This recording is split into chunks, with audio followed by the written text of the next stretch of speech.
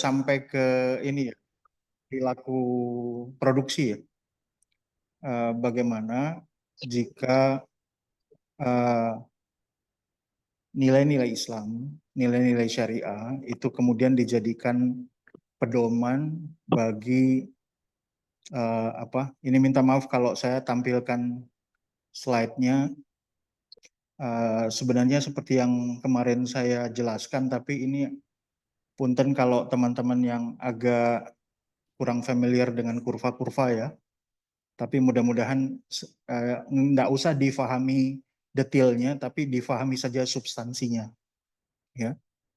Jadi sebelum saya tampilkan ini, mohon tidak usah terdistract dengan kurva-kurva yang mungkin agak sedikit jelimet gitu ya, tapi difahami saja substansinya.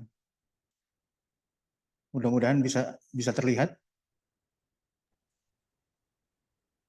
Ya, Bisa kelihatan. terlihat ya? Sudah, Ustaz. Ya, Afan ini ya. Saya minta maaf buat teman-teman yang tidak begitu familiar dengan kurva. Jadi kalau kita asumsikan bahwa pelaku ekonomi seperti pengusaha itu menjadikan nilai-nilai Islam sebagai dasar dia mengambil keputusan dalam bisnis, maka salah satu keputusan yang dia bisa lakukan adalah penentuan harga.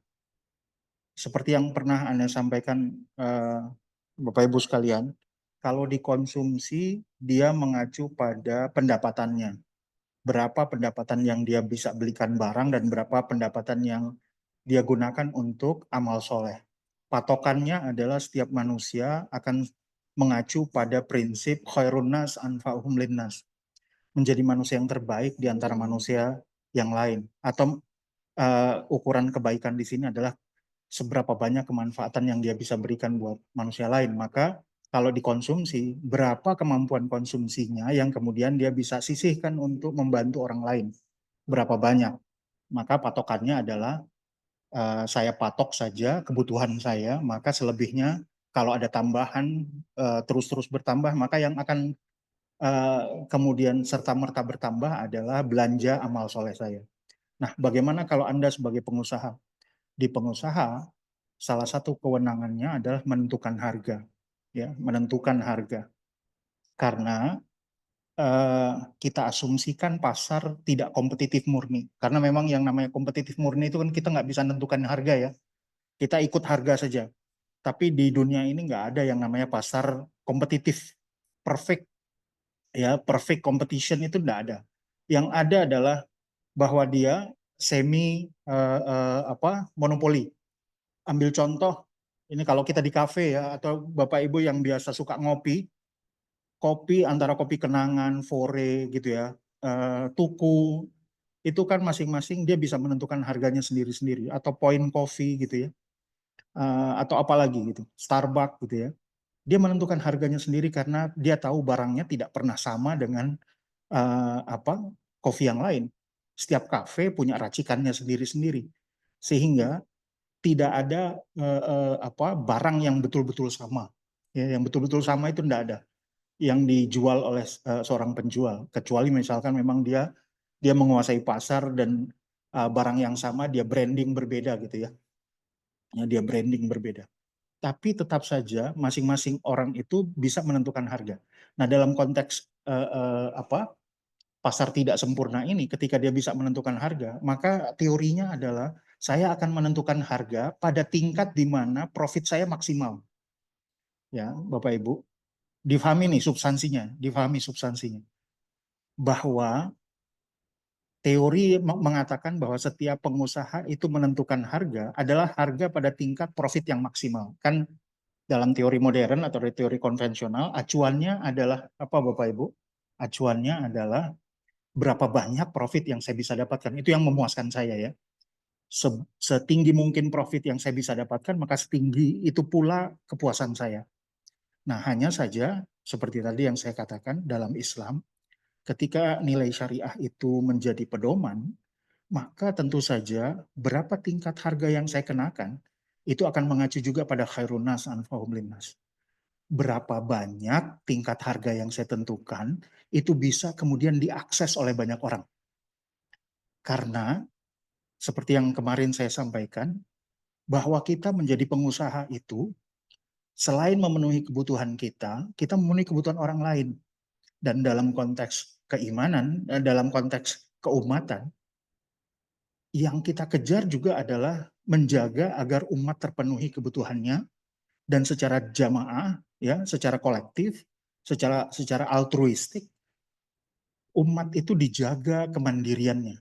Ya, dia kemudian tidak harus eh, bergantung pada orang lain yang dimana orang lain itu punya resiko untuk bisa menghinakan umat. Nah, dalam konteks itu juga maka seorang pengusaha itu juga memproduksi barang yang memang bisa diakses oleh sebanyak mungkin umat. Ya, nah Bapak Ibu, kalau lihat dari teorinya, profit maksimal itu terjadi ketika tambahan tambahan biaya sama dengan tambahan revenue atau tambahan omset. Di sini diwakili tambahan itu kan marginal ya, maka tambahan biaya itu MC, marginal cost. Ya, tambahan revenue atau tambahan omset itu MR, marginal revenue. Kalau dia berpotongan, ya, MC, MR itu berpotongan di titik ini ya, ada titik sentral ini, ketemuan semua ini. Ya, sorry. Nah, maka titik ini direfleksikan ke atas, tarik garis ke atas sampai menyentuh AR, ya, AR. Nah, di titik itulah kemudian kita pantulkan harga berupa P1, Bapak Ibu. P1. Jadi titik MC ketemu MR itu dinaikkan ke atas, maka P1 kita dapatkan. Nah, di tingkat harga inilah profit maksimal kita dapatkan. Jadi pada saat marginal cost sama dengan marginal revenue, itu maka kita dapatkan profit maksimal. Ya Bapak Ibu. Ini jumlah profit maksimal itu yang ini, kotak yang berwarna biru, ini profit. Ya Bapak Ibu ya.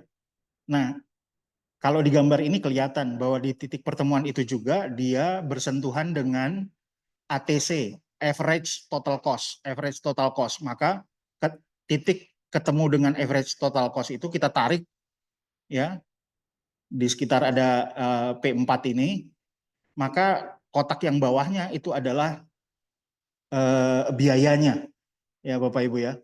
Jadi profit ditambah biaya, ya profit ditambah biaya itu total omset, total revenue. Tapi sekali lagi saya nggak akan pernah nanti bertanya tolong gambarkan kurva gitu, enggak. Yang saya ingin sampaikan kepada Bapak Ibu sekalian adalah substansinya. Kita menentukan harga, kita punya kemampuan menentukan harga di harga P1, ya, di harga P1. Tapi dalam rangka untuk bisa memberikan kesempatan akses masyarakat lebih banyak, maka saya punya pilihan harga di bawah P1. Ya Bapak Ibu, saya punya pilihan harga di bawah P1 yang membuat orang bisa bisa beli, yang bisa beli itu lebih banyak. Karena nanti kelihatan pada P1 barang yang saya jual cuma Q1. Ya Bapak Ibu, pada P1 yang saya bisa jual itu cuma Q1. Bagaimana kalau ternyata Bapak ambil atau Ibu ambil harganya di P2. P2 itu titik perpotongan MC dengan AR. Maka saya bisa jual Q2 lebih banyak lagi. Atau di P3. P3 itu titik break even point di mana yang berpotongan bukan MC tapi total cost, total biaya sama dengan revenue di P3 ya. P3 dengan barang yang saya bisa jual Q3.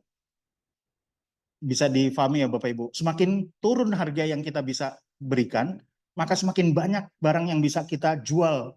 Karena apa? Kita menurunkan harganya sehingga bisa diakses oleh banyak orang.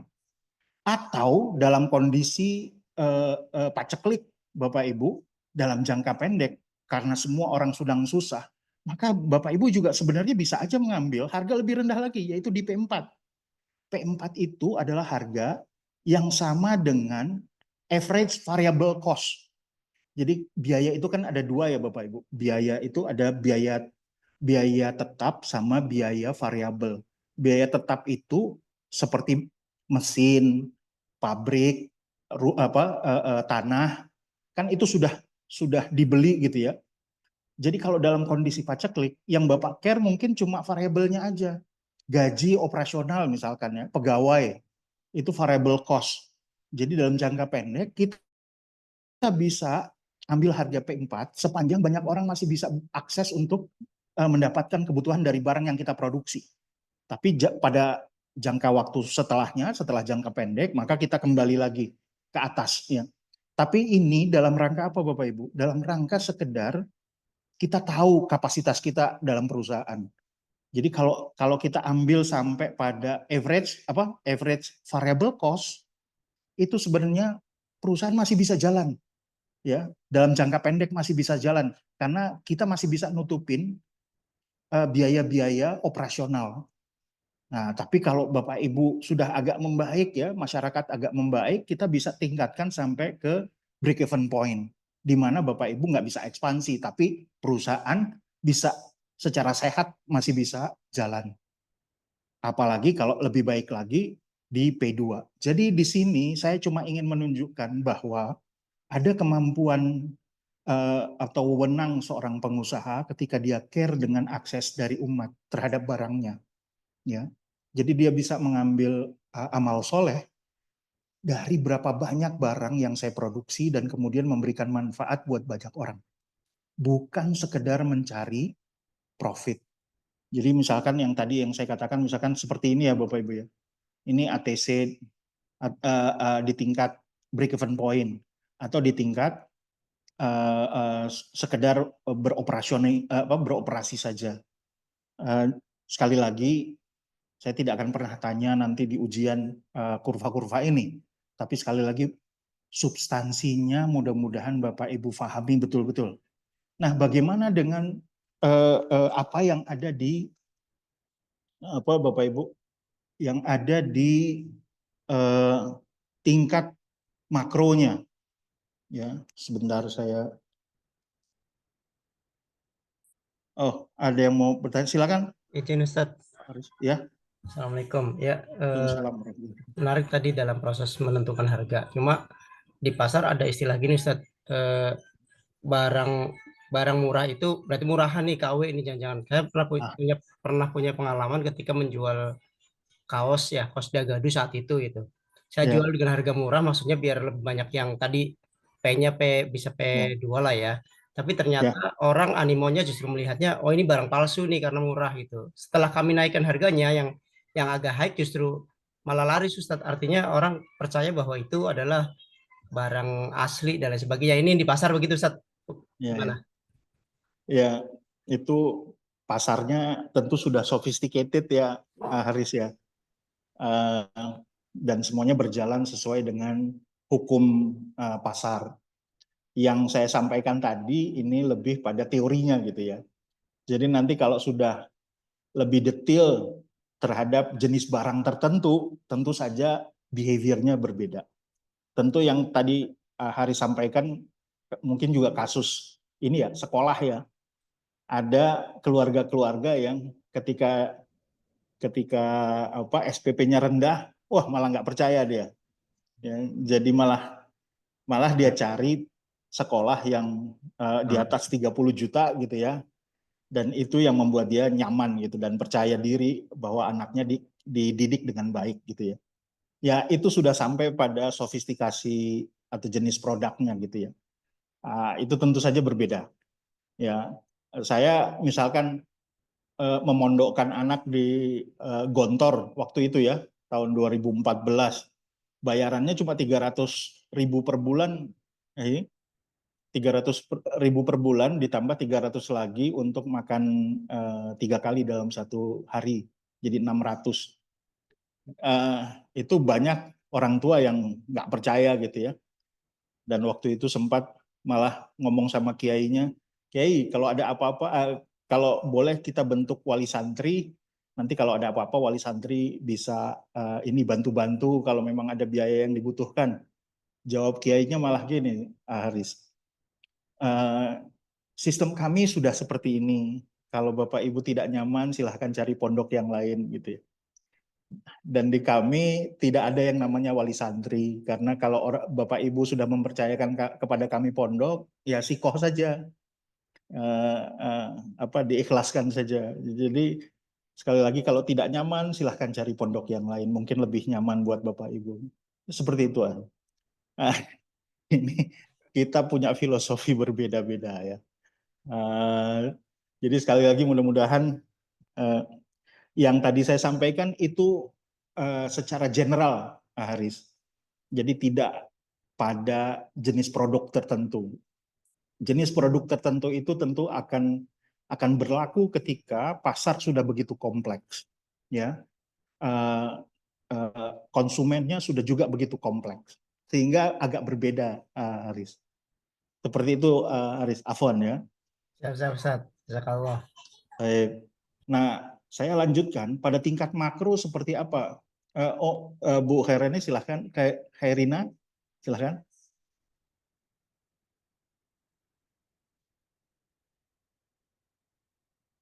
Masih mute Bu Khairina? Ya, Bismillahirrahmanirrahim. Prof nih mungkin karena kekurangan ilmu saya gitu, Prof. Tapi ada satu hal tadi setelah di awal-awal pembukaan tadi saya melihat bahwa harusnya materi ini itu pengusaha-pengusaha, Prof. Cara dakwah ke pengusaha itu seperti ini gitu. Bagaimana hari ini kita pengen membumikan ekonomi Islam, tapi kalau pengusahanya tidak Islam, tidak punya jiwa tadi, maksudnya ada membelanjakan, ada niat memang ketika dia punya kuasa sebagai pengusaha, terus memberi kemaslahatan untuk masyarakat, memberi kemaslahatan untuk umat, sepertinya kan sistem tadi cuma jadi catatan di kertas saja, jadi teori saja, tidak di aplikasinya. Jadi dalam pikiran saya tadi harusnya ini ilmu-ilmu seperti ini jadi bahan dakwah kita untuk pengusaha-pengusaha bagaimana meningkatkan kepemahaman pengusaha ini agar enggak hanya money oriented tapi juga akhirat oriented gitu. Ya. Itu pemikiran saya tadi, Prof. Jadi Siap. jadi pertanyaan saya, mungkin saya juga penasaran gitu, sebenarnya di Indonesia sudah punya belum, Prof, komunitas-komunitas pengusaha yang punya visi seperti yang hari ini kita pelajari, punya niat tidak hanya mencari keuntungan pribadi, tapi juga memberi keberadaan dia sebagai pengusaha, produsen barang dan lain-lain, itu memberi kemaslahatan untuk umat. Sudah ada belum, Prof, di Indonesia yang seperti ini? Karena saya pengen tahu aja di Indonesia sebenarnya jangan-jangan kalau misalnya tidak ada, ini hanya jadi tataran ilmu saja, tapi tidak jadi aplikasi gitu. Dan ini berarti tugas kita makin banyak nih. Selain mungkin alhamdulillah kalau kita punya ketertarikan terhadap syariah yang lebih luas, yang lebih besar, kita pengen di Indonesia ini hidup gitu, hidup semangat-semangat. Bahkan saya yakin di sini banyak pengusaha, Prof, di grup ini. Dan ketika kita jadi pengusaha itu, tapi pengusaha yang benar-benar memberi kemaslahatan, nggak hanya mengayakan diri sendiri saja. Itu, Prof, Ya. yang saya pengen. Ya, itu. Terima kasih Bu Khairina. Ya, memang kalau lihat dari apa yang diaplikasikan sekarang, memang saya belum lihat ya pemahaman bahwa beramal soleh itu tidak hanya pos produksi gitu ya, bukan hanya setelah produksi atau setelah transaksi di pasar. Karena kalau saya lihat yang banyak terjadi, para pengusaha muslim atau pengusaha yang soleh gitu ya, itu mereka jual dapat profit, baru nanti sebagian profit mereka sedekahkan gitu ya. Itu mungkin terjemahan kebanyakan orang gitu ya, bahwa saya beramal soleh itu ketika jadi pengusaha adalah menyisihkan, tidak melihat apakah produk yang saya produksi ini sangat dibutuhkan untuk membantu umat lebih banyak. Atau ketika memilih bisnis, itu lebih memilih bisnis pada produksi barang-barang yang memang lebih cuan gitu ya, tidak mempertimbangkan kebutuhan umat. Ya. Tapi bukan berarti itu salah, ya, Bapak Ibu. Hanya saja dalam konteks teorinya, ketika kita mau menjadi pengusaha, tidak selamanya itu bicara tentang diri sendiri dulu. Kita juga bicara lihat umat gitu. Oh, umat ini sedang butuh ini. Oh, umat ini kalau terus-terusan harus dependent atau bergantung pada masyarakat yang sebenarnya memusuhi mereka gitu ya, yang nanti akan malah merugikan kita. Bapak Ibu sekarang bisa lihat ya. Kalau sekarang ini saya ngambil contoh jadi enak nih. Bapak Ibu lihat perang tarif, perang dagangnya Amerika dan Cina kan ya. Bapak Ibu bisa lihat tuh, ketika sombongnya Trump tidak mau melakukan negosiasi, akhirnya yang sengsara Amerika sendiri. Dan dia baru tahu bahwa mereka begitu bergantungnya produk-produk mereka, produk-produk yang dikonsumsi oleh masyarakat mereka ternyata kebanyakan dari Cina. Dan akhirnya swalayan-swalayan yang ada di Amerika, akhirnya barang-barangnya jadi langka. Istilahnya empty shelf, ya, empty shelf. Atau sekarang dok-dok yang ada di pelabuhan-pelabuhan itu kontainernya pada kosong karena tidak ada barang yang datang. Yang lebih dari 50% barang yang mereka import untuk kebutuhan masyarakat Amerika adalah dari Cina. Bayangkan Bapak Ibu, kalau kita ternyata umat ini juga kalau diserang oleh masyarakat atau diancam oleh masyarakat luar dengan cara yang sama, kita bisa lihat betapa kita bisa sama sengsaranya daripada diperangi dengan militer gitu. Jadi ekonomi pada akhirnya itu kembali tujuannya adalah kemandirian umat gitu. Kita ingin umat kita ini punya marwahnya dijaga, izahnya itu diunggulkan gitu. Sehingga nanti mudah untuk menjalankan dakwah yang selama ini kita tidak pernah pikirkan adalah dakwah secara kenegaraan. Di mana dulu zaman Rasulullah mengirimkan surat ke banyak negara mengabarkan tentang Islam. Dan itu kemudian dianggap oleh negara lain karena kedaulatan di Madinah itu memang terhormat gitu.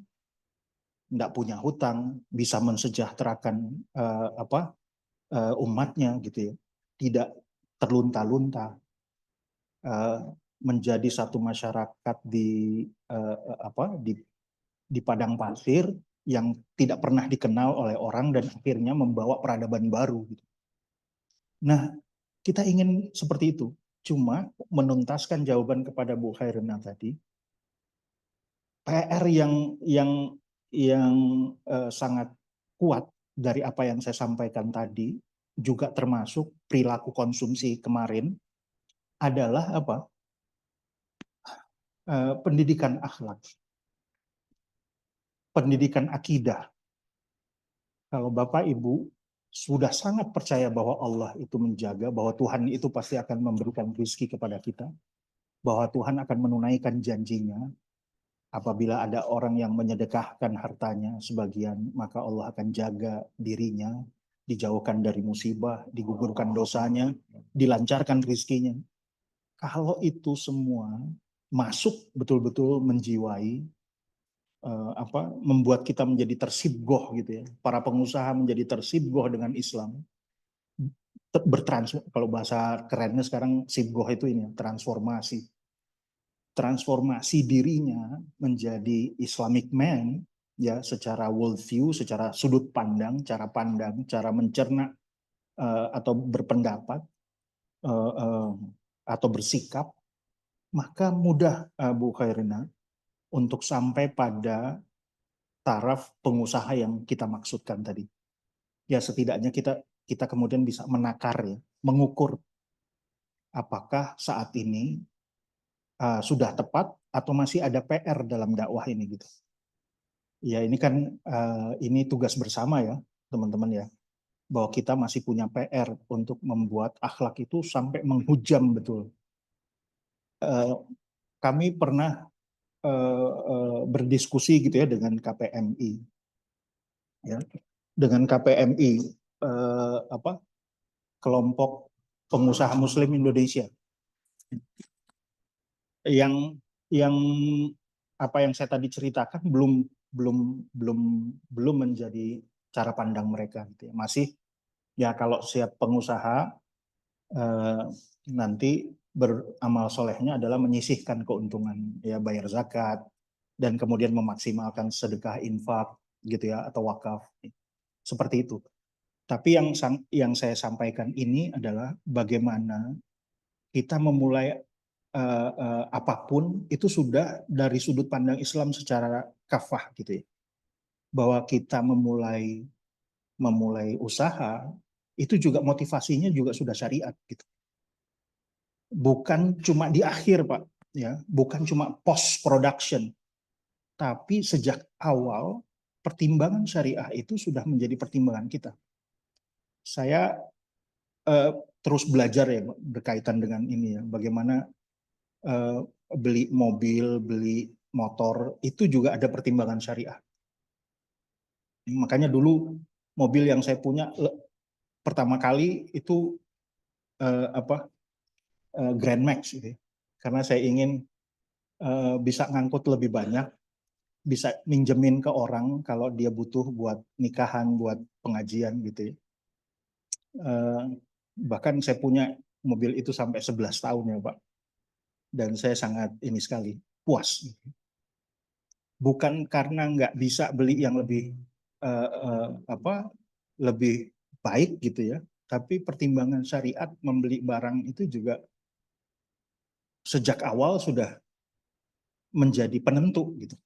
Begitu juga nanti dengan beli rumah dan macam-macam, gitu. Jadi niatkan baik-baik dari semua barang yang kita beli, apa ada unsur motivasi syariatnya enggak, gitu ya. Sehingga betul-betul nanti Allah jaga itu, Pak. Jadi saya selalu membiasakan diri, Pak, kalau beli barang itu langsung coba dipegang-pegang, gitu ya. Dan kemudian berdoa berdoa kepada Allah, semoga barang yang saya beli ini tidak menjadi fitnah buat saya dan keluarga, gitu ya. Dijaga betul-betul juga oleh Allah biar awet, gitu ya. Tidak kemudian jadi sumber beban biaya, gitu. Kalau ternyata nanti sering rusak, gitu ya. Nah, kita juga berharap kan gitu ya, Pak. Apa yang kita beli itu juga betul-betul bermanfaat. Kan ada ya, innama amwalukum wa auladukum fitnah, gitu ya. Kalau tidak salah, saya lupa ayatnya di mana. Kalau nggak salah itu di juz 28 itu. Ya. Nah, konteks ini, punten ya Bu Khairina, saya memang tidak banyak harus menggali di sisi akhlak memang, tapi semoga itu bisa terus jadi asumsi dasar, gitu. Nah, bagaimana, mohon izin saya teruskan ya Bapak Ibu, bagaimana kondisinya pada level makro, pada level satu perekonomian yang utuh, ya, makroekonomi, ya. Apa-apa yang kemudian menjadi perilaku di mana, di tingkat individu, di tingkat korporasi, bagaimana efeknya di tingkat makroekonomi. Saya ambil pendekatannya pakai ini ya Bapak Ibu, pendekatan ekonomi pembangunan ini. Jadi di ekonomi pembangunan konven, dalam pembangunan itu ada dua pelaku besar, Bapak Ibu. Ada pemerintah, ada swasta, ya. Ada pemerintah, ada swasta. Pemerintah itu public sector. Swasta itu private sector. Public, ya. Sorry, saya ini ya. Ya, sektor pemerintah itu Bapak Ibu memproduksi barang-barang yang memang tidak diproduksi oleh swasta, karena boleh jadi barang-barang itu tidak punya nilai komersial, ya. Misalkan bikin airport, bikin rumah sakit, kereta api, sekolahan, ya, fasilitas sosial, apapun, jalan, jembatan dan lain sebagainya, yang memang nggak punya nilai komersial. Kalau sekarang mulai banyak ya Bapak Ibu ya, swasta juga bikin jalan tol, gitu ya, jalan berbayar, gitu ya. Nah, barang-barang itu diproduksi oleh pemerintah. Saya gambarkan di kurva vertikal ke atas ya. Ini ada tanda panah merah sebanyak ini. Lalu yang swasta itu memproduksi barang-barang komersil. Saya gambarkan di kurva horizontal sebanyak ini, tanda kuning. Ini banyaknya ya, banyaknya. Kalau saya gabungkan Bapak Ibu, ya, maka saya dapat dua tanda. Yang pemerintah memproduksi sebanyak ini, yang swasta memproduksi sebanyak ini. Maka saya satukan, totalkan. Ya, kenapa dia melengkung? Ya karena biasanya kurva produksi itu kuadratik. Kalau di matematika itu kuadratik. Jadi sehingga dia parabol gitu ya. Kalau kuadratik itu parabol. Nah, sebanyak apa totalnya? Sebanyak ini. Kalau gambarnya saya hilangkan, maka ada kurva seperti ini. Bisa dicerna ya Bapak Ibu? Mudah-mudahan bisa dicerna ya. Nah, kalau saya hilangkan gambar-gambar tadi, maka bentuk kurvanya jadi seperti ini. Inilah kurva yang disebut sebagai kurva production possibility frontier. Batas produksi, batas kemungkinan produksi dari sebuah perekonomian yang dilakukan oleh pemerintah dan private sector. Kalau kita tambahkan kurva satu lagi, maka ada kurva yang namanya social indifference curve atau kurva kepuasan sosial, ya, kurva kepuasan sosial. Jadi kurva kepuasan masyarakat itu Bapak Ibu bergantung pada berapa banyak produk yang diproduksi oleh sebuah perekonomian. Ini landasannya teorinya konven ya, tapi saya ingin bawa ke syariah. Ya. Jadi di konven itu semakin banyak produk yang kita bisa produksi, maka semakin tinggi kepuasan masyarakat. Jadi kalau semakin banyak, ya, jadi kalau meningkat ya Bapak Ibu, ya di kurva yang putus-putus itu, maka kurva kepuasannya juga meningkat ke atas. Bisa difahami ya, bisa dicerna ya Bapak Ibu ya. Ini total produksi barang. Nah, bagaimana dengan syariat? Apa yang tadi saya ceritakan tentang perilaku individual, perilaku korporasi, baik yang komersil maupun yang sosial, itu menggambarkan apa? Jadi, kalau yang di komersial, yang swasta ini, semakin banyak barang ya yang diproduksi, di mana dia didorong oleh intermediasi. Ya. Ini saya contohkan banking intermediation. Ya. Jadi uang yang beredar itu semakin banyak bisa dimanfaatkan oleh banyak pengusaha untuk bisa produksi barang, maka akan semakin banyak barang yang dia bisa produksi dan dia akan mendorong kepuasan sosial. Ya. Kenapa cuma satu di sini Bapak Ibu? Ya saya contohkan cuma ini aja ya, yang sosial berubah. Yang private, yang swasta berubah. Yang pemerintahnya belum berubah.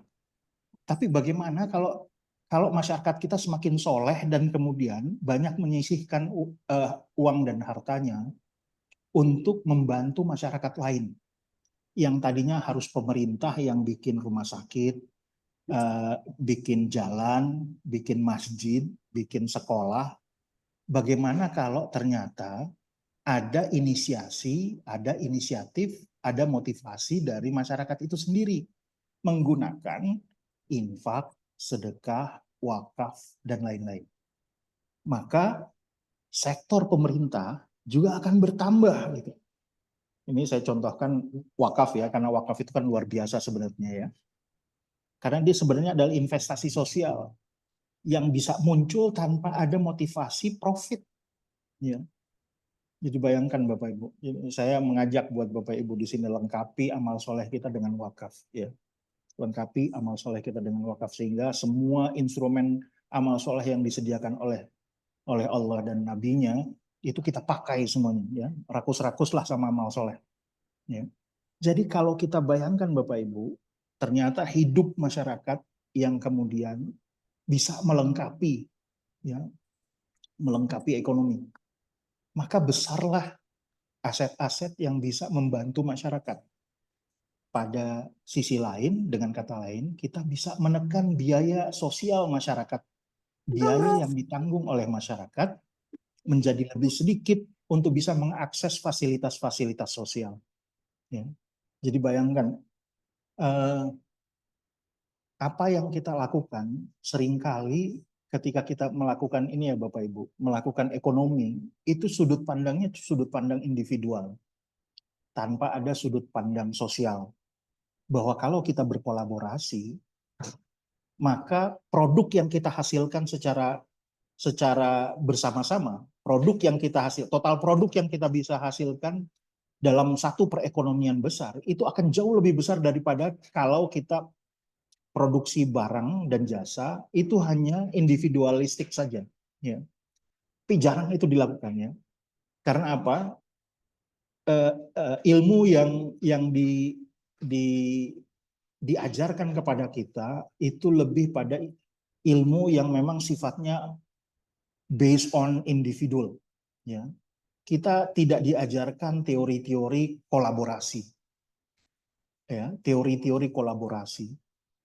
Saya nggak tahu ya Bapak Ibu, meskipun Cina itu komunis, tapi kok saya membacanya ada hal yang dia sangat tahu dalam ekonomi, ya, bahwa kalau dia memproduksi barang lebih banyak buat internasional untuk pasar global, maka harusnya yang dia juga dorong adalah semakin banyak kemampuan demand, kemampuan permintaan. Makanya yang kemudian dia bangun adalah jalan sutra yang menghubungkan antar negara, yang distribusi barang dan jasa itu semakin lancar. Dia buka port-port di banyak negara, dia buka pelabuhan-pelabuhan di banyak negara, agar negara itu juga ikut berkembang dan kemudian memiliki kemampuan demand. Jadi Cina tahu bahwa kalau dia sudah menguasai lebih dari 50% manufaktur di dunia, maka satu waktu dia butuh pasar, ya. Oleh sebab itu, ketika dia bangun sentra-sentra produksi di dalam negeri, maka yang dia lakukan adalah membangun sentra-sentra demand, ya, sentra-sentra permintaan di banyak negara. Coba bayangin, Bapak-Ibu. Saya agak masih mencerna terus, ya, berpikir betul. Cina bisa sampai pada wisdom seperti itu, tapi dia komunis loh pemerintahnya. Ya, harusnya ini yang saya jadi teringat pada abad 19 ketika puncaknya kekaisaran Inggris, ya, Inggris Raya di dunia, ya, setelah dia menyisihkan Belanda sebagai kekaisaran terbesar di dunia ketika itu dengan VOC-nya, ya. Ada satu waktu di mana 75% emas itu dipegang oleh Inggris. Bapak Ibu tahu apa yang terjadi setelah itu? Apakah kemudian dia bisa mempertahankan kekayaan itu? Enggak. Ketika dia pegang 75% emas di dunia, pada akhirnya dia tahu bahwa dia sedang membuat ekonomi menjadi shrinking, ya, karena emas yang pada dasarnya adalah uang ketika itu dulu masih memakai uang fisik emas, ya. Jadi kalau emasnya dipegang hanya oleh Inggris, maka kemampuan beli negara-negara jajahannya itu akan semakin kecil dan malah membuat demand bagi barang-barang yang diproduksi oleh Inggris semakin kecil, gitu, ya. Dan akhirnya dia sadar, dan kemudian lucunya setelah itu dia menyebarkan 75% emasnya itu ke seluruh negeri jajahan. Bapak bisa cek di Google, ya. Ya, kisah ini kisah lucu dan amat sangat buruk, gitu, ya. Dan kita bisa jadikan pelajaran. Nah, apa yang dilakukan oleh Cina? Dia tahu bahwa jangan sampai sejarah itu berulang. Yang dia lakukan adalah apa? Ya, kalau dia kemudian menguasai pasar global, yang dia lakukan adalah membentuk sentra-sentra ekonomi di sekitar dia, gitu. Ya. Tapi kebanyakan kita, termasuk saya, melihat dulu itu begitu ekspansinya dia dengan jebakan-jebakan utangnya. Jadi dari sisi negatifnya. Tapi sekarang saya bisa melihat dua sisi itu, ya. Dua sisi itu. Ya, saya tetap tahu lah, ya, tidak ada ini, ya, no free lunch lah, ya. Tidak ada makan siang gratis di dunia ini. Jadi kalau Cina menyodorkan banyak fasilitas ke banyak negara, itu pasti ada maunya gitu ya. Ya, Agung, gimana? Ya Ustaz, ingin izin bertanya Ustaz terkait kurva yang disampaikan. Tadi kan yang antum sampaikan asumsinya adalah wakaf itu digunakan untuk aset yang tidak profitable gitu. Makanya kurvanya itu naiknya di sisi vertikal ke atas gitu, yang berubah itu Ya. di sektor government. Nah, sedangkan kan saat ini kita juga pahami bahwa wakaf ini sangat mungkin untuk di sektor yang profitable seperti itu. Justru itu yang sebenarnya kita harapkan, sehingga keuntungannya itu juga bisa disebar ke masyarakat seperti itu. Dan mungkin juga ini bisa merubah di sisi sumbu yang private-nya juga gitu Ustaz ya. Ketika betul. dibelanjakan dana sosial ini untuk yang menghasilkan keuntungan. Dan pertanyaan saya juga ini Ustaz, terkait social indifference curve ini mengapa terbalik gitu Ustaz? Bisa dijelaskan logikanya seperti apa gitu Ustaz? Iya. Oke. Dua itu dulu ya, Agung ya. Ustaz. Saya ngejar waktu juga ini. Afwan ya teman-teman, saya nggak bisa sampai full ya. Ini karena ditunggu sama orang juga di Bandung. Ini saya baru sampai Padalarang, melipir ke kafe sekitar Padalarang. Afwan ya. Jadi Agung, kenapa taruhnya di sektor pemerintah? Ya karena memang pertama saya mengambil kurva ini dari Faridi, ya Ahmad Faridi, dari Readings in Islamic Public Finance. Ya bisa dicek, itu keluaran ISDB. Tapi kurva dia cuma cukup sederhana. Ini olahan saya aja. Ya, tapi saya harus quote sumbernya dari mana ya sebagai inspirasi. Faridi. Kalau saya melihatnya karena memang motivasinya mirip, bahwa penggunaan apa yang dilakukan oleh pemerintah dan sosial sektor itu sama untuk masyarakat umum. Ya. Jadi masyarakat, terutama masyarakat yang tidak mampu. Makanya disatu kurvakan di mana? Di kurva vertikal. Kalau dilihat dari fungsinya, ya bisa saja ada di kurva horizontal. Tapi sebenarnya kalau ideal, harusnya ini jadi 3 dimensi, bukan 2 dimensi. Kalau 2 dimensi kan cuma vertikal horizontal, harusnya juga ada kedalaman. Jadi misalkan di tengah kita bikin lagi satu aksis, ya itu jadi kedalaman. Jadi 3 dimensi ya. Jadi ada yang horizontal, ada yang vertikal, ada yang kedalaman. Jadi itu sektor sosial sendiri. Jadi nanti bentuk kurvanya itu kayak seperti tudung, ya tudung secara 3 dimensi. Ya bisa ini kan ya Agung ya, diimajinasikan ya. Karena memang kata Faridi, kurva sosial sektor sosial itu adalah sektor ketiga dari ekonomi. Ya, the third sector of economy adalah social sector. Jadi seakan-akan Faridi ingin mengatakan bahwa ekonomi pembangunan dalam Islam itu bukan 2 sektor, tapi 3 sektor. Di satu sektor tambahannya yaitu sosial, dia sangat dipengaruhi oleh keimanan. Bukan dipengaruhi oleh motivasi profit, bukan dimotivasi oleh mandat, kan profit itu motivasinya komersial ya. Mandat itu motivasinya pemerintah karena dia memegang mandat menjalankan kemauan dari umat.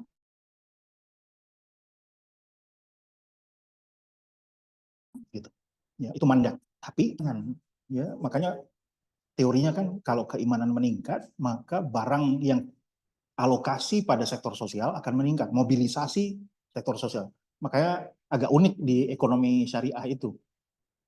Ini sebenarnya di ujung nanti saya ingin simpulkan bahwa kita di ekonomi syariah salah satu memang yang harus dinaikkan sebagai indikator pembangunan dan indikator kesejahteraan atau kemajuan adalah keimanan rakyatnya. Coba bayangin Bapak Ibu, pernah ada nggak satu negara yang meletakkan keimanan itu sebagai indikator untuk mengukur apakah pembangunan saya berhasil atau tidak? Saya merasa percaya diri mengatakan ini karena misalkan ekonomi akan memburuk ketika keimanan buruk. Jadi ketika keimanan buruk misalkan apa yang terjadi pada banyak kekhilafahan, misalkan khilafah Utsmaniyah terakhir, ketika akhlaknya buruk, ya berfoya-foya dengan banyak harta, kemudian melakukan utang luar negeri secara serabutan, ya kesenjangan semakin tinggi, di mana baik rakyat maupun pemimpin akhlaknya itu memburuk, maka kita akan tahu bahwa pembangunan kita berhasil. Karena toh memang apa yang mau kita bangun kan adalah manusianya sebenarnya. Yang mau kita, yang nanti akan menjadi indikator utama terakhir nanti adalah apakah rakyat yang kita jaga, yang kita pimpin, apakah kebanyakan masuk surga atau masuk neraka. Afwan, ini terkesan ngawang-ngawang gitu ya, tapi buat saya enggak, ini sungguh-sungguh. Indikator terakhir yang membuat kita itu berhasil dalam pembangunan, apakah masyarakat yang kita bangun itu selamat nanti di akhir. Bukan cuma dilihat sekarang, pendapatan per kapitanya meningkat, kesejahteraannya meningkat, tapi kalau ternyata meningkatnya kesejahteraan, itu trade off dengan keimanannya, malah berkembang kebalikan dengan keimanannya, gagal. Pembangunan gagal. Sekali lagi pembangunan gagal. Pembangunan itu akan berhasil dari sudut pandang Islam adalah ketika pemimpinnya berhasil membawa masyarakatnya lebih dekat dengan Allah. Dan ekonomi itu adalah alat instrumen yang paling efektif untuk bisa mendekatkan diri kepada Allah, atau juga efektif mengaburkan itu. Makanya Nabi bilang nanti di akhir zaman ada penyakit namanya wahan. Wahan, orang yang cinta dunia takut mati. Salah satu bagi saya, faktor utama yang membuat dia terlalu cinta pada dunia adalah harta. Kegagalan kita mengembangkan ekonomi. Yang kedua, Agung, kenapa kurvanya itu cembung ke bawah, kebalikan? Karena begini, Agung. Sebenarnya ini juga mengambil kurva indifference yang ada di individual konsumsi kemarin.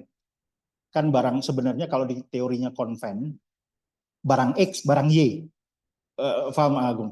Barang X, barang Y. Kalau saya sudah punya barang X, lebih banyak barang X daripada barang Y, maka saya akan berani berkorban lebih banyak barang X untuk dapatkan sedikit barang Y. Bisa dipahami, kan? Kalau saya sudah punya banyak barang Y, maka saya akan berani mengorbankan untuk menyerahkan barang Y lebih banyak untuk dapatkan sedikit barang X. Sehingga kalau hukum itu dijelaskan dalam kurva, maka kurvanya itu akan seperti ini. Jadi bayangin kalau di private sector, barang private lebih banyak. Jadi untuk mendapatkan barang government, saya berani mengorbankan untuk tidak produksi barang private lebih banyak untuk dapatkan barang government, meskipun sedikit. Nah, terus berkembang di titik itu nanti akan kelihatan bahwa titik-titik itu akan dihubungkan, maka akan cembungnya seperti ini.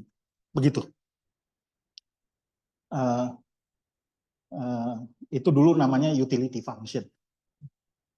Ya, nanti bisa kita, kalau masih ada yang kurang kita bisa ngobrol lebih jauh. Tapi setidaknya hubungkan aja dua titik ya di bawah ini misalkan ya, di bawah dua titik ya, nanti akan dapat private-nya berturun lebih banyak, tapi meningkatnya yang barang pemerintah lebih sedikit. Gitu. Ambil dua titik gitu ya. Misalkan di bawah ini ya, dari kurva yang biru itu ambil dua titik, titik satu gitu ya. Ini misalkan di titik ini gitu ya. Bisa nggak? Apaan ya? Sedikit lagi. Misalkan titik ini A, kemudian ada titik B.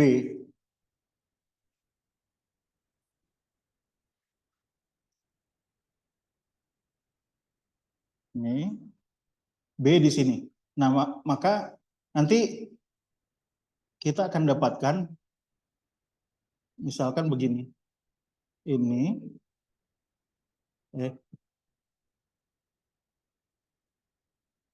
apa namanya?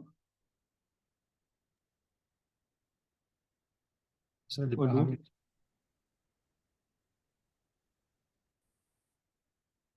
Gitu ya. Lah, mana tadi? Ini kalau gambar di sini ternyata bermasalah nih. Nah, ini ya.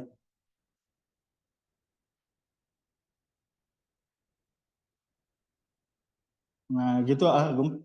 Bisa ya.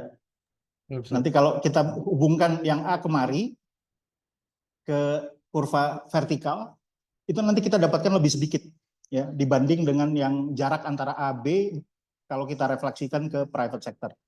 Gitu. Begitu juga nanti kalau yang di atas.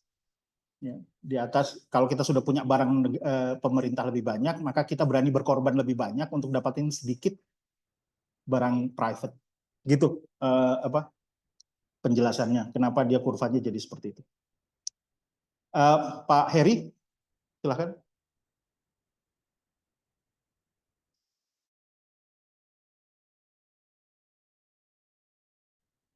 Halo? Halo? Atau ke Pak Samsul dulu? Siap, Ustaz. Ya, silakan. Izin, Ustaz. Jadi menarik sekali apa yang disampaikan Ustaz tadi tentang strategi seorang pengusaha itu untuk mendapatkan manfaat sebanyak-banyaknya. Ya. Jadi kalau kita lihat memang ketika pertama sekali hijrah kan Abdurrahman bin Auf minta ditunjukkan di mana pasar begitu ya. Ya. Nah, sementara kan pasar itu kita tahu secara umum orang ya mencari keuntungan begitu. Yang namanya pasar cari untung begitu. Ya. Nah, sekarang ada opini, ada strategi. Salah satunya itu seorang pengusaha ini dia menjual barang itu malah tergantung orangnya, Prof. Tergantung konsumennya. Kalau misalnya konsumen pelanggannya itu adalah orang kaya, maka dijual dengan harga yang sangat besar. Ya. Tapi kalau misalnya pelanggan pembelinya itu adalah orang-orang yang menengah ke bawah atau bahkan tidak mampu, malah digratiskan begitu. Nah, ya. Nah ini mohon tanggapannya ini. Gimana ini, Prof? Ya, sekali lagi, ketika kita bicara tentang apa yang terjadi secara kekinian ya Bapak Ibu, sekali lagi, tentu saja dia sudah jadi di luar konteks teori. Asumsi-asumsi yang tadi saya jelaskan jadi berkembang gitu ya, bahwa apabila dia menjadi kompleks, maka ketika sudah ada ini Afan ya, ini menjadi prejudis penilaian saya pribadi. Ketika keumatan itu butuh dilayani secara kemandirian mereka, diberikan izah mereka, marwah mereka dengan cara dipenuhi kebutuhan-kebutuhan dasarnya. Apabila sudah ada umat, apabila sudah ada pengusaha yang memenuhi itu, maka silahkan saja pengusaha selain itu, dia bisa kemudian sebanyak-banyak mungkin mengambil peluang untuk dapetin profit yang kemudian membesarkan sirkulasi harta di sektor umat. Tidak ada masalah buat saya seperti itu. Dan saya rasa tahapan itu juga dilakukan oleh Utsman bin Affan ya, yang tadi Ustadz bilang ya. Siapa tadi ya? Abdurrahman bin Auf. Oh, Abdurrahman bin Auf, yang dia beli sumur ya Ustadz ya? Yang ada dua. Iya. Itu siapa ya? Utsman bin Affan atau Abdurrahman bin Auf? Itu Utsman bin Affan. Utsman bin Affan. Dia ada dua sumur yang betul-betul dibutuhkan oleh umat untuk air bersih. Ada dua dikuasai oleh Yahudi. Dia bilang, saya beli saja satu, kamu bisa yang kedua. Tapi selanjutnya ternyata dia ingin menguasai lagi kalau nggak salah ya, supaya umat itu betul-betul bisa ambil gratis. Yang dia lakukan adalah dia ini garis besarnya saja ya, yang dia gratiskan sehingga akhirnya sumurnya Yahudi tidak laku. Dan akhirnya dia jual kepada Utsman bin Affan dan akhirnya dia gratiskan semuanya. Konteksnya adalah apa, Ustaz? Dia beli itu bukan atas dasar mau dapat profit. Karena dia tahu umat butuh betul yang namanya sumber air bersih. Gitu. Sehingga itu yang dia lakukan. Tapi pada konteks yang berbeda kan dia kemudian berniaga seperti biasanya saja ya, Ustaz ya. Kayak seperti apa yang juga diteladankan oleh Imam Hambali, Imam Hanafi yang dikenal sebagai saudagar ya Ustaz. Jadi saya rasa sepanjang kita sudah bisa memenuhi kebutuhan yang pertama, tidak ada masalah kalau kemudian kita berkembang untuk bisa membesarkan ini, Ustaz. Maksud saya bisa membesarkan ekonomi keumatan itu. Jadi kita bahkan bisa saja berkongsi dengan di luar umat untuk bisa nanti akhirnya membuat umat itu kekayaannya bisa bertambah dan menambah marwahnya. Tapi apabila kita belum bisa melayani umat, saya kira harus ada yang mengambil peran dulu di depan untuk memenuhi sektor-sektor yang menjadi sektor vital buat umat gitu, Ustaz. Kalau bahasa ekonomi saat ini yang sedang ramai, yang namanya ketahanan pangan, ketahanan tenaga, maksudnya listrik gitu ya, ketahanan energi, ya, dan lain-lain. Kalau misalkan ternyata agak ya ini masalahnya kan kita ini punya masalah pada koordinasi ya. Ini Afwan ya, setiap orang itu kemudian mengambil inisiatifnya kan sendiri-sendiri ya, dia tidak terkomando gitu. Dia bergerak sesuai dengan teori ekonomi saja, demand dan supply. Tapi setidaknya saya rasa ketika kita juga berdakwah pada sisi sosial, saya yakin akan muncul yang seperti tadi juga pertanyaan Bu Khairina. Kita tidak bisa langsung menuntut pengusaha menjadi apa yang kita inginkan seperti teori, karena ada tahapannya. Mungkin seperti itu, Ustaz Samsul. Siap, Prof. Syukran, Prof. Jazakumullah khairan. Terakhir mungkin Pak Heri ya, silakan Pak Heri. Ya, makasih Prof. Mohon maaf tadi pas mau ngomong malah error. Baik Prof, terkait dengan paparan ini ya, yang grafik tadi Prof. Ya, pertanyaan ini kan ini ada dua sumbu di sektor investasi, sektor keuangan oleh government sama private ya Prof. Ya. Yang mungkin tadi kemudian kita lihat di sini kan kurvanya dengan ada tambahan investasi sosial akan meningkat. Nah, pertanyaan Prof kaitan dengan ini juga Prof, kondisi saat ini gitu ya, yang Trump tarif itu. Nah, apakah ini kemudian juga terkait dengan potensi possibility produksi, potensi untuk kemungkinan produksi tadi itu memang dipengaruhi oleh investasi memang dilakukan oleh government dan private sector di negara itu sendiri, atau kemudian juga dipengaruhi oleh pihak luar, Prof, gitu. Karena kan kayak sekarang kan seperti yang Amerika mungkin alami gitu ya, ketika mereka overconfidence gitu. Ternyata kan justru mesin-mesin produksi tidak ada di Amerika gitu. Sehingga possibility production-nya itu angkanya menjadi angka yang bubble gitu Prof ya, gitu ya. Betul nggak itu mungkin perkiraan saya. Terus kemudian kalau yang kedua kaitan dengan tadi juga disampaikan bagaimana mungkin pertumbuhan ekonomi kita juga harusnya kan fundamentalnya adalah sektor real ya Prof ya. Tetapi kemudian disupport oleh sektor keuangan. Tetapi realitas saat ini kan di Indonesia gitu ya, ternyata yang leading justru sebaliknya Prof gitu. Justru sektor keuangan jauh lebih leading dibandingkan sektor real gitu. Termasuk juga konteksnya wakaf Prof. Jadi kalau hari ini Ya. kita ngomongin ekonomi syariah, termasuk juga ekonomi sosial syariah, ini yang follow, yang mengikuti justru sektor real mengikuti sektor keuangan gitu.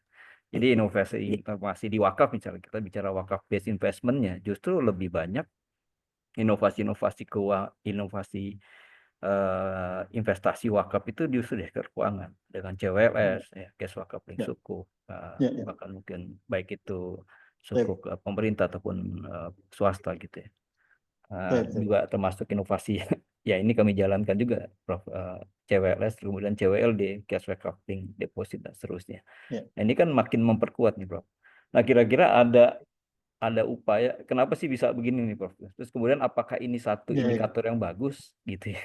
Terus kalau Ya. misalnya nggak bagus, apa sih upaya-upaya kita nih secara makro ya, agar kembali kepada satu fundamental yang semestinya. Gitu, Prof. Makasih. Baik, jazakallah khair. Ya, yang kurva yang ada di depan Bapak Ibu sekalian, ini kurva yang ada di tingkat makroekonomi. Pada tingkat makroekonomi tentu saja bisa dilihat sisi dalam negerinya, bisa dilihat sisi luar negerinya. Jadi kalau ditanya bagaimana peran sektor internasional, ya dia bisa saja menjadi tergambarkan di sini sebagai investasi swasta. Ya, apabila negara kita menarik, maka banyak orang yang kemudian mau tanam investasi di kita, bikin pabrik. Ini sebenarnya pertanyaannya menarik, Bapak Ibu. Saya jadi teringat begini, kenapa Madinah, Mekah tidak punya sumber daya ketika dulu itu ya, tapi ternyata menjadi pusat perdagangan. Ada yang mengatakan, oh karena kan dia punya Ka'bah, di mana agama kuno juga masih menganggap dia sebagai tempat untuk beribadah. Maka datanglah orang-orang. Tapi bagaimana menjelaskan Madinah? Ya. Artinya Bapak Ibu sekalian, inti dari Mekah dan Madinah dari kacamata ekonomi adalah produktivitas. Berproduksi saja nanti produk Anda atau tempat Anda itu akan menjadi menarik untuk didatangi. Jadi pada dasarnya yang dibutuhkan adalah produktivitas. Nah, sekarang kaitkan dengan apa yang terjadi di Amerika dan ini ya, Cina ya. Salah satu yang tidak dipertimbangkan, Bapak Ibu mungkin kalau bisa ikut ini sekali ya, drama-drama itu di YouTube. Ya, saya hampir tiap malam, tiap waktu saya selalu buka perkembangan dari detik ke detik itu karena jadi kayak drama Korea itu buat saya ya. Menarik untuk diikuti. Betul, Bro. Salah satunya, Dinamikanya. ya, salah satunya yang tidak dipertimbangkan oleh Amerika adalah mahalnya gaji ya yang ada di Amerika. Ya. Jadi Bapak Ibu, pendapatan per kapita itu misleading Bapak Ibu. Bahwa pendapatan per kapita menentukan indikasi apakah negara itu maju atau berkembang. Wah, itu salah besar. Ya, salah besar. Karena ternyata akhirnya ketika pemerintah Amerika mau menghidupkan lagi manufakturnya, karena dia ingin menjadi lebih kaya lagi, atau ada yang hilang di manufakturnya, dia ingin hidupkan kembali. Tapi posisinya itu adalah mahal untuk menghidupkan manufaktur di Amerika. Per jam saja, satu SDM-nya Amerika itu harus dibayar $40. Sementara kalau di Meksiko, ya, yang katanya sekarang diancam oleh Amerika, itu cuma $6 1 jam. Hanya $6. Dan Bapak Ibu tahu berapa yang ada di Cina? Cuma $1. Ya. Jadi mau kemana Amerika ya? Jadi harus ada indikasi yang, jadi begini Bapak Ibu, kita dianggap negara miskin, tapi dengan cuma $1 kita sudah bisa makan pagi dengan kelayakan yang hampir sama dengan $10 di Amerika.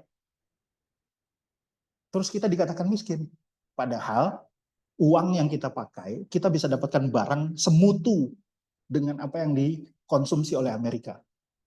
Kecil sedikit, tapi purchasing power-nya itu besar. Makanya purchasing power parity itu penting. Ya, purchasing power parity itu penting. Ini akan dalam, Pak Heri, kalau kita bicara. Ya. Jadi menarik, banyak faktor yang membuat akhirnya kemandirian itu penting, tapi pada konteks yang berbeda kemandirian itu juga bisa misleading, Pak Heri. Jadi kalau Bapak Ibu bisa bayangkan gini, kalau semua negara ingin mandiri, apa yang terjadi dengan perdagangan luar negeri? Kurus, Pak, langsung drop. Karena masing-masing negara memenuhi kebutuhannya sendiri-sendiri. Perdagangan global langsung slow down. Itu berbahaya. Ya, itu berbahaya. Jadi tidak ada masalah, kita saling bergantung. Itu makanya kolaborasi. Yang diminta oleh Tuhan itu berkolaborasi supaya kita selalu damai. Gitu. Aduh, panjang ini Pak Heri. Saya sangat antusias ngomong ini. Ya. Nah, yang sebenarnya tadi yang kedua yang saya juga antusias. Sorry, boleh di-remind Pak Heri? Satu kalimat aja. Lupa jadi. Afan, teman-teman yang lain? Yang kedua itu, ya Allah. Oh, ini Pak, sektor keuangan dengan sektor real. Ya. Ya, pertumbuhan Ya itu Allah. kan seharusnya Jadi gini Pak Heri. fundamental sektor real. Ya, sektor keuangan itu karena memang sudah berkembangnya bunga dan spekulasi dianggap sebagai disatukan, diintegrasikan dalam sistem ekonomi modern, dan dia akhirnya berkembang sudah sangat menggurita. Dan akhirnya kita yang syariah mau tidak mau terbawa-bawa. Tapi apa yang bisa kita lakukan, bahwa yang keuangan syariah harus kita jaga substansinya, bahwa keuangan itu harus selalu terkait dengan erat dengan barang dan jasa. Jadi kalau Bapak Ibu melakukan cash wakaf link sukuk, underlying-nya apa? Cash wakaf link deposit, underlying-nya apa? Jadi selama ada underlying barang dan jasa, kita selalu menjaga kedekatan itu. Sementara di konvensional tidak ada underlying. Ya. Tidak ada underlying. Makanya Bapak Ibu, keuangan itu booming. Dia seperti teori boom-bust cycle. Booming, pasti satu waktu dia akan bust, meledak, krisis, dan kemudian mulai lagi dari awal. Begitu seterusnya. Saya bisa tunjukkan, tapi sebenarnya pertanyaan Pak Heri ini nanti saya akan jawab lebih detail karena penjelasannya ada di ekonomi moneter. Ya. Memang setelah pertemuan ini, tolong dibaca apa yang sudah disampaikan di LMS, ada ekonomi moneter Islam. Ya, bisa dibaca di situ, ekonomi moneter Islam. Kalau mau idealnya Pak Heri, enggak boleh. Keuangan itu cuma sektor pendukung saja. Dia bukan sektor tersendiri. Gitu ya. Bapak Ibu, sekali lagi saya mohon maaf, saya tidak bisa tuntas hari ini. Saya izin mengakhiri secara awal, tadi juga mengawali dengan juga terlambat. Mohon izin sekali, nanti saya akan bayar pada pertemuan selanjutnya. Atau nanti saya minta waktu apabila kita bisa spare waktu tidak sinkron gitu ya. Mohon izin buat teman-teman, saya bayar nanti di pertemuan depan atau setelahnya ya. Setelahnya. Jadi saya akhiri pertemuan saat ini, tapi mudah-mudahan bisa memberikan pencerahan karena ini kelas ekonomi Islam lanjutan ya. Jadi mudah-mudahan Bapak Ibu bisa mengambil lebih dari sekedar cuma pengetahuan, tapi sudah sampai pada pemahaman dan nanti substansi dari ekonomi syariah itu betul-betul kita bisa dapatkan sarinya gitu ya, sehingga pada waktu yang berbeda Bapak Ibu bisa langsung mengembangkan dengan mudah. Itu saja mungkin, terima kasih semuanya. Billahi taufiq wal hidayah. Assalamualaikum warahmatullahi wabarakatuh. Waalaikumsalam warahmatullahi wabarakatuh. Waalaikumsalam warahmatullahi wabarakatuh. Halo Ustaz. Mohon pamit ya. Alhamdulillah. Jazakallah khair. Alhamdulillah. Semoga selamat sampai tujuan Ustaz. Hati-hati Ustaz. Izin live. Ya, teman-teman. Matur nuwun.